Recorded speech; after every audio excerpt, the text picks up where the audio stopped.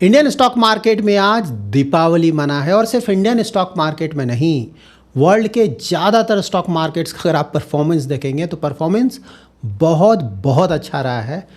और stock market का performance अच्छा या ख़राब किस लिए होता है आजकल, तो उसके लिए सिर्फ एक ही पर्सन जिम्मेदार होते हैं ना, यूएस के प्रेसिडेंट डोनाल्ड ट्रंप। उन्होंने फिर से सिग्नल दिया है कि यूएस और ईरान के बीच जो पीस डील होने वाला था उस पर जल्दी ही साइन हो सकता है। इंडियन स्टॉक मार्केट का परफॉर्मेंस आज इतना ज़्यादा अच्छा है कि मेरा स्टॉक पोर्टफोलियो आज 4% के आसपास ऊपर गया है। आप लोगों का भी स्टॉक पोर्टफोलियो आज अच्छा कर रहा होगा, तो कमेंट में ज़रूर मेंशन कीजिएगा कि आप लोगों का स्टॉक पोर्टफोलियो आज कितना ऊपर गया है। अगर म्यूचुअल फंड्स में आप लोगों ने इन्वेस्टमेंट किया है तो म्यूचुअल फंड का रिटर्न्स कल आपको पता चलेगा, तो कल चेक करके आप बताइएगा। सो नाउ इस वीडियो में हम जानेंगे कि भाई ये ट्रंप जब भी बयान देते हैं तो मार्केट इतना रिएक्ट क्यों करता है। कुछ नेगेटिव बोला तो पूरा गिर जाता है, कुछ पॉजिटिव उन्होंने बोला तो मार्केट पूरा ऊपर चला जाता है। ऐसा होता क्यों है? और सबसे बड़ी बात, ईरान की तरफ से कोई कंफर्मेशन मोस्टली नहीं आता है, सिर्फ डोनाल्ड ट्रंप खुद ही कुछ भी बोल देते हैं और उस पर मार्केट इतना ज़्यादा रिएक्ट कर लेता है और काफ़ी हद तक मार्केट उनकी बातों को विश्वास कर लेता है। तो जानने की कोशिश करेंगे कि ऐसा क्यों होता है और उनके बोलने से ये जो सारे एसेट क्लासेस पे फ़र्क पड़ता है, सिर्फ इक्विटी मार्केट्स पे नहीं, ऑलमोस्ट सारे एसेट क्लासेस पे फ़र्क पड़ता है। आगे मैं आपको दिखाऊंगा तो ऐसा क्यों होता है। और साथ ही जानेंगे कि भाई प्रॉब्लम तो चल रहा है ना, वॉर पिछले कुछ महीनों से चल रहा है। पहले तो लग रहा था कि क्रूड ऑयल का प्राइस, ब्रेंट क्रूड ना 120, 130, 140, 150, कुछ लोग तो 200 भी बोल रहे थे यूएस डॉलर्स पर बैरल चला जाएगा, लेकिन ऐसा हुआ नहीं। काफ़ी हद तक कंट्रोल में रहा। ठीक है, मतलब कंट्रोल में इसलिए क्योंकि बहुत ज़्यादा एक्सपेक्ट किया जा रहा था, उससे कम रहा। इसलिए मैं बोला ऐसा क्यों हुआ या फिर ऐसा क्यों हो रहा है। और साथ ही स्पेसएक्स आईपीओ का लिस्टिंग आज है, तो थोड़ा उसके बारे में भी जानेंगे। तो इन्फॉर्मेटिव वीडियो है, पूरा देखें, अच्छी तरह से समझें। पसंद आए तो लाइक और शेयर जरूर करें। पहली बार हमारे यूट्यूब चैनल पे आ रहे हैं तो चैनल को सब्सक्राइब जरूर करें और हाइप जरूर करें। इंडियन स्टॉक मार्केट के परफॉर्मेंस से स्टार्ट कर लेते हैं। तो यहाँ पे देखिए large cap, mid cap, small cap का परफॉर्मेंस बहुत बहुत ज़्यादा अच्छा।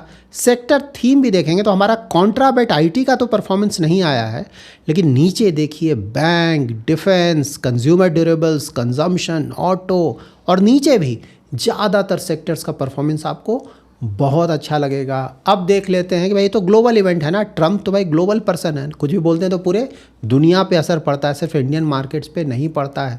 बाहर का हालात कैसा है, तो यहाँ पे देखिए परफॉर्मेंस, यूएस मार्केट्स बहुत बहुत ज़्यादा अच्छा परफॉर्मेंस, यूरोपियन मार्केट्स अगेन बहुत ज़्यादा अच्छा परफॉर्मेंस, एशियन मार्केट्स भी बहुत ज़्यादा अच्छा परफॉर्मेंस।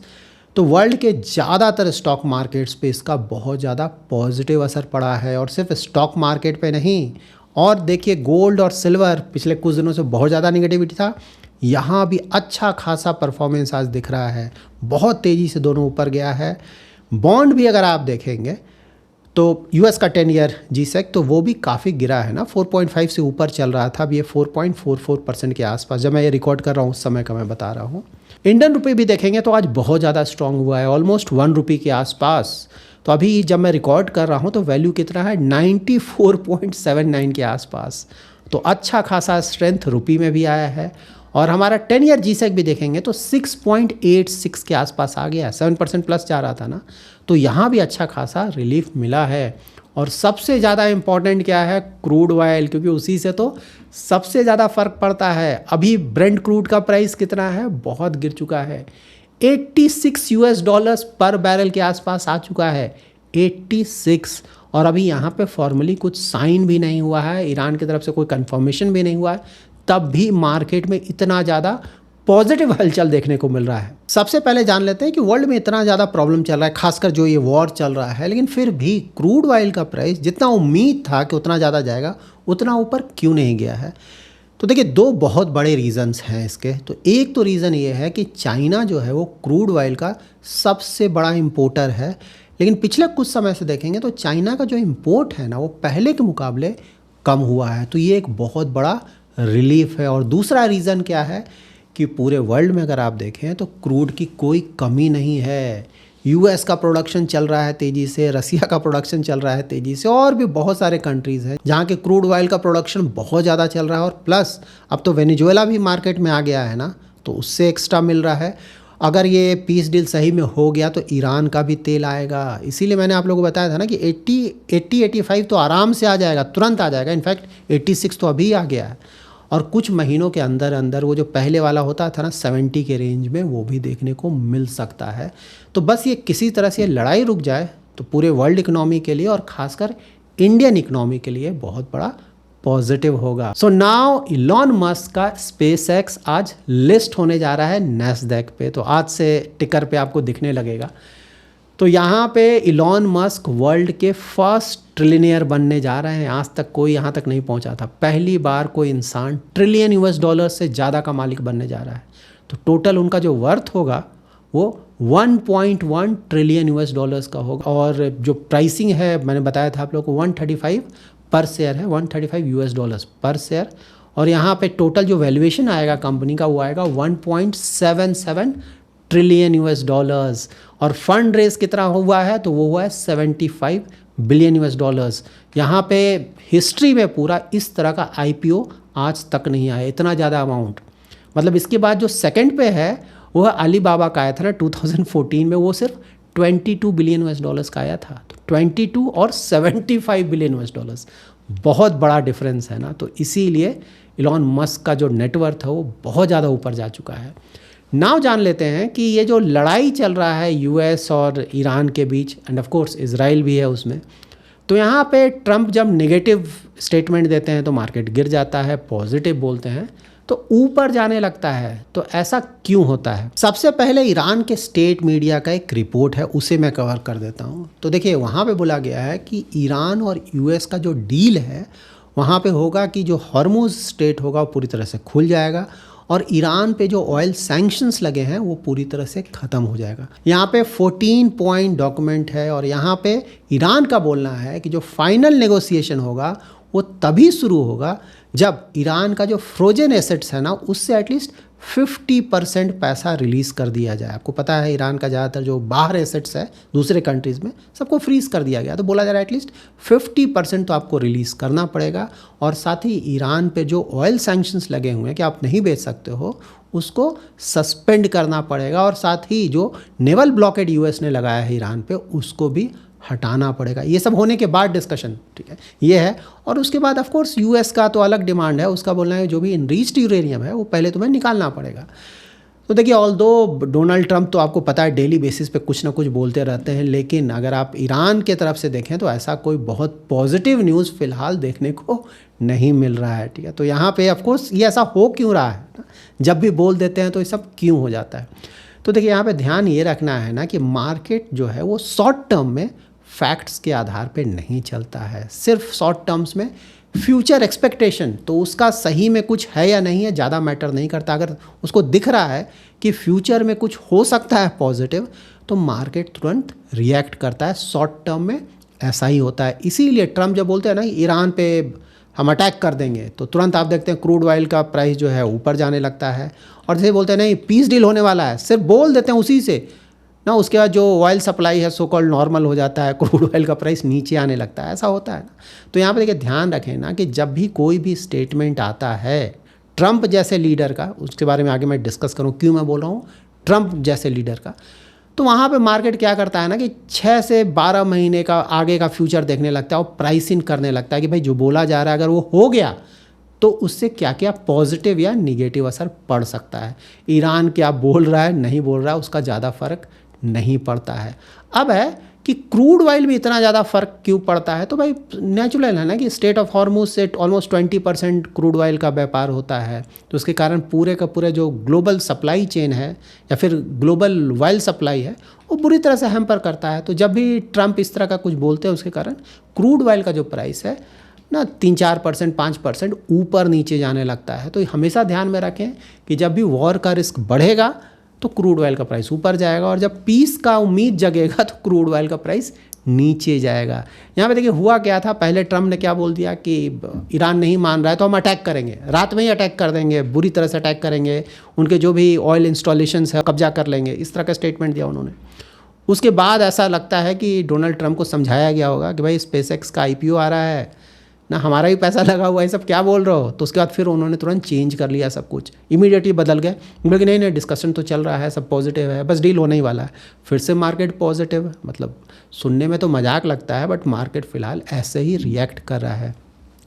यहाँ पे इक्विटी मार्केट में भी वही चल रहा है ना भाई। इक्विटी मार्केट क्या देखता है, क्रूड ऑयल का प्राइस देख रहा है। क्यों? क्योंकि क्रूड ऑयल के कारण इन्फ्लेशन पे बहुत ज़्यादा असर पड़ेगा। क्रूड ऑयल यहाँ से अगर ना अभी कितना चल रहा है 86 के आसपास चला है, यहाँ से 110 चला जाएगा तो ऑफकोर्स उसके कारण इन्फ्लेशन बढ़ेगा। इन्फ्लेशन तो आप देखिए ना सभी जगह बढ़ रहा है, यूएस में बढ़ रहा है, यूरोप में बढ़ रहा है, इंडिया में बढ़ रहा है, सभी जगह इसके कारण इन्फ्लेशन बढ़ रहा है। तो यहाँ पे क्या होगा, कंज्यूमर जो स्पेंडिंग है वो थोड़ा कम हो जाएगा, क्योंकि सामान थोड़ा महंगा होगा तो जो कंज्यूमर्स है वो थोड़ा कम खर्च करेंगे, कॉर्पोरेट मार्जिन्स है वो थोड़ा कम होने लगेगा। तो ये बात हमेशा ध्यान में रखें। तो जब भी वॉर का रिस्क बढ़ेगा तो स्टॉक्स के लिए वो नेगेटिव है और वो गिरेगा, और ऑफकोर्स जब भी कुछ पॉजिटिव न्यूज़ होगा तो स्टॉक्स ऊपर जाएंगे। वही फिलहाल देखने को मिल रहा है। बॉन्ड्स में क्या होता है, तो बॉन्ड्स में भी सेम है, जब क्रूड ऑयल का प्राइस ऊपर जाएगा तो इन्फ्लेशन ऊपर जाएगा। तो इन्फ्लेशन जब भी बढ़ेगा तो क्या होगा कि भाई फेड जो है यूएस का इंटरेस्ट रेट कट नहीं करेगा, यूएस का जो फेड है सेंट्रल बैंक।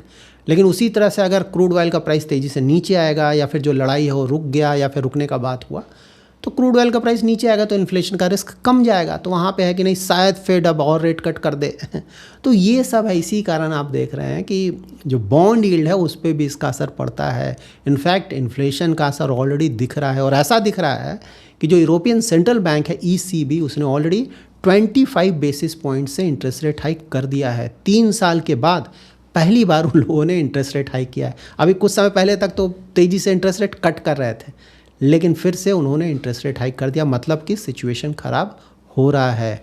तो ये हमेशा ध्यान में रखें कि जब भी लड़ाई जैसा कोई सिचुएशन आएगा तो इंटरेस्ट रेट ऊपर जाएगा, और जब भी पीस का कुछ बात होगा तो जो यील्ड्स हैं या इंटरेस्ट रेट हैं वो नीचे आएंगे। डोनाल्ड ट्रंप के स्टेटमेंट से डॉलर पे भी फ़र्क पड़ जाता है। तो देखिए जब भी ग्लोबल प्रॉब्लम्स आएंगे ना तो इन्वेस्टर्स को क्या चाहिए, सेफ़ हेवन चाहिए। तो सेफ़ हेवन कहाँ मिलेगा, डॉलर। तो वहाँ पे डॉलर का डिमांड बढ़ जाएगा। लेकिन जब भी पीस का डिस्कशन होगा तो ऑफकोर्स वहाँ पे रिस्क टेकिंग एबिलिटी इन्वेस्टर्स का बढ़ जाएगा, तो डॉलर का डिमांड कमेगा। इसीलिए आज आप डॉलर भी जाके देखेंगे, डॉलर इंडेक्स तो पहले के मुकाबले थोड़ा कमज़ोर हुआ है, इसीलिए हो रहा है। अब यहाँ पे सबसे बड़ा बात यह है कि भाई ईरान का तो कोई सुनता ही नहीं, मार्केट को ईरान से कुछ लेना देना नहीं है ना। ईरान बेचारा किसी तरह का कोई कंफर्मेशन नहीं बोलता है, डोनाल्ड ट्रंप कुछ भी बोलकर निकल जाते हैं, ईरान बोलता है नहीं ऐसा तो कुछ हुआ ही नहीं है, फिर भी मार्केट पूरी तरह से रिएक्ट कर लेता है और ईरान को तो बिल्कुल कोई वैल्यू ही नहीं देता। ऐसा होता क्यों है? तो देखिए मार्केट में एक चीज़ होता है प्रोबेबिलिटी ट्रेड, हमेशा ध्यान में रखें। तो जब भी ट्रंप कोई बात बोलते हैं ना, अब जैसे बोल रहे हैं कि नहीं अब बस डील होने वाला है, तो वहाँ पे प्रोबेबिलिटी आ जाता है। पहले जैसे था ना कि भाई 20% चांस है पीस डील होने का, अब ट्रंप ने आके बोल दिया कि नहीं बस कुछ दिनों के अंदर होने वाला है। तो ये जो 20% का प्रोबेबिलिटी था वो 50% हो गया, 60% हो गया। लोगों को नहीं भाई चांसेस बढ़ गया, तो मार्केट उसके कारण ही तुरंत रिएक्ट कर देता है। सिर्फ स्टॉक मार्केट नहीं, बॉन्ड यील्ड्स भी रिएक्ट कर लेते हैं, डॉलर भी रिएक्ट कर ले रहा है, फॉरेक्स, सभी जगह रिएक्शन आ रहा है। तो ये प्रोबेबिलिटी ट्रेड के कारण होता है कि भाई पहले ना 10% 20% चांस था, अब 40% हो गया, 50% हो गया। उसके कारण शॉर्ट टर्म में ये चीज़ें काम करती हैं। इसीलिए मैंने हमेशा बताया शॉर्ट टर्म स्टॉक मार्केट देखें तो 100% लक है, लेकिन अगर सही में यहाँ पे पैसा बनाना है, कंपाउंडिंग का बेनिफिट उठाना है, तो आपको लॉन्ग टर्म या फिर एटलीस्ट मीडियम टर्म तक जरूर बने रहना होगा। 5 to 10 years medium term, more than 10 years long term. Short term के चक्कर में मार्केट में बिल्कुल ना आए, क्योंकि ट्रंप जो कुछ भी बोलेंगे उसके कारण मार्केट या तो तेज़ी से ऊपर चला जाएगा या फिर तेज़ी से नीचे चला जाएगा। तो यहाँ पे ध्यान ये रखना है कि अगर कोई बोल रहा है कि क्या बाजार ट्रंप का गुलाम है, तो फिलहाल बोला जा सकता है कि हाँ शॉर्ट टर्म में बिल्कुल है। देख रहे हैं ना कैसे रिएक्ट कर रहा है मार्केट, सिर्फ आज नहीं हुआ है, लगातार ऐसा हम देख रहे हैं। लेकिन मीडियम टू लॉन्ग टर्म में ये नहीं चलेगा। मीडियम टर्म में तो ट्रंप खुद ही यूएस के प्रेसिडेंट नहीं रहेंगे ना तो इसलिए वहाँ पे एक मैटर है ही नहीं। देखिए ध्यान ये रखना है कि यूएस का जो प्रेसिडेंट है ना वो वर्ल्ड का मोस्ट पावरफुल लीडर होता है, क्योंकि यूएस इकनॉमी जो है वर्ल्ड का सबसे बड़ा इकनॉमी है। मिलिट्री वहाँ सबसे बड़ा है, मिलिट्री के कारण ऑफ कोर्स बहुत चीज़ फ़र्क पड़ जाएगा। ठीक है, वहाँ का मिलिट्री जो चाहे करता है, आजकल तो वही देख रहे हैं। वेनेजुएला में आपने देखा, ईरान में हम देख रहे हैं। यूएस प्रेसिडेंट के एक्शंस के कारण वहाँ का जो फेड रिजर्व है सेंट्रल बैंक, उसके भी एक्शंस में फ़र्क पड़ जाता है, क्योंकि डोनाल्ड ट्रंप का आप देख रहे हैं जो पॉलिसीज़ हैं उसके कारण जो फेड रिज़र्व है रेट कट नहीं कर पा रहा है, इनफैक्ट डर आ गया कि रेट हाइक ना होने लगे। उसी तरह जो इन्फ्लेशन का आउटलुक है चेंज होने लगता है। अब लड़ाई हो रहा है, यूएस सभी जगह जाकर लड़ाई कर रहा है, तो ऑफ कोर्स इन्फ्लेशन का रिस्क पूरे वर्ल्ड में आ गया है। जियोपॉलिटिकल रिस्क या तो बढ़ सकता है, घट सकता है, उनके दिमाग में क्या चल रहा है उसके अनुसार। तो ये सब चलता है। तो डोनाल्ड ट्रंप के कारण ये बिल्कुल सही बात है कि शॉर्ट टर्म में ज़्यादातर जो एसेट क्लासेस हैं उस पर फ़र्क पड़ रहा है और आने वाले समय में भी ये फ़र्क पड़ेगा। तो इसके लिए हमें हमेशा तैयार होना होगा। बट फाइनली मैं यही बोलना चाहूँगा कि ईरान की तरफ से फ़िलहाल अभी तक ऐसा कोई कन्फर्मेशन नहीं आया है जिसको देखकर ये लगे कि नहीं भाई ये जो लड़ाई है वो बंद होने वाला है। तो पहले की तरह मैं यही बोलूँगा कि अच्छी बात है, मार्केट बहुत ऊपर गया है, एंजॉय करना चाहिए, लेकिन यहाँ पे हम पूरी तरह से बिल्कुल भी निश्चिंत नहीं हो सकते हैं। हो सकता है आने वाले कुछ दिनों में ट्रंप फिर से बदल जाए और फिर से हमें मार्केट में प्रॉब्लम देखने को मिल सकता है। तो यहाँ पे हमेशा ध्यान में रखें, पड़े रहो इन्वेस्टमेंट फ़िलॉसफी। अभी क्या हो रहा है, 1-2 दिन के बाद क्या होगा, 1-2 महीनों के बाद क्या होगा, इन चक्रों में बहुत ज़्यादा नहीं पड़ना चाहिए। मीडियम टर्म, लॉन्ग टर्म सोचकर अच्छा क्वालिटी का म्यूचुअल फंड और अच्छा क्वालिटी का स्टॉक्स वहाँ पे पड़े रहना है और लॉन्ग टर्म में कंपाउंडिंग का बेनिफिट उठाना है और मार्केट से अच्छे रिटर्न जनरेट करने हैं। Thanks lot for watching. कल सैटरडे है तो मैं ट्राई करूँगा लाइव आने का ना, रात में 8 बजे से 9 बजे। तो अगर आप लोग अवेलेबल हैं तो ज़रूर ज्वाइन करें। Thank you.